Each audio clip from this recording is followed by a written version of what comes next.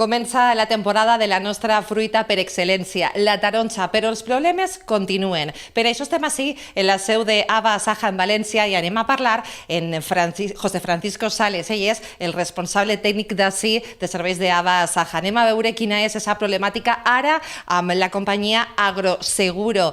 Bueno, ara tenim problemes en el seguro de cítrics perquè l'altre dia tinguérem una reunió del grup de treball d'Agroseguro en el qual ens han anunciat en aquesta reunió de que va haver un canvi substancial en el seguro del pròxim any. Aquest canvi va supondre, inicialment Agroseguro està proposant una puja de primes que pensem que és prou negativa per al sector.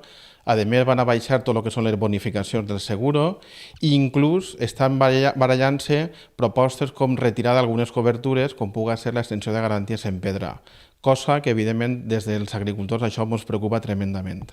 Quines serien les conseqüències més directes d'aquest canvi? Bueno, les conseqüències més directes serien que l'agricultor no confiarà en el sistema de seguros que tenim, perquè, evidentment, nosaltres comptem en un sistema de seguros que l'entenem com una ferramenta per a intentar que l'agricultor pugui continuar en la seva activitat quan vinga una inclemència climàtica.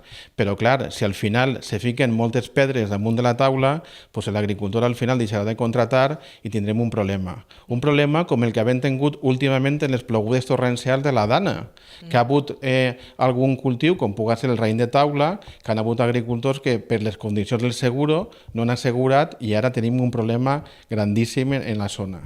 Això t'anem a preguntar, és casualitat que ara Agro tinga aquestes condicions després de tots els problemes que han tingut els llauraors amb el Dana?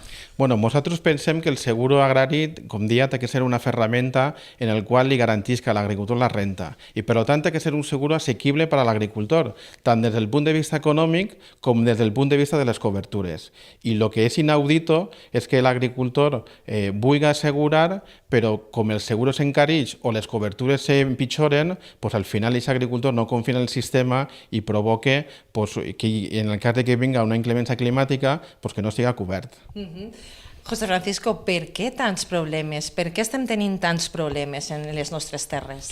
Bueno, així, en el tema del seguro, Agroseguro fa números empírics en el qual diu que no és rentable perquè les indemnitzacions en algun cas puntual poden ser importants i per tant vol ajustar aquest seguro. Nosaltres entenem que tot això se pot fer de forma progressiva i no té que fer-se en una sola campanya i per això estem demanant tant a Agroseguro com a la Conselleria i al Ministeri que fiquen medides i que aquesta possible pèrdua de competitivitat que té el seguro que se faci en diversos anys.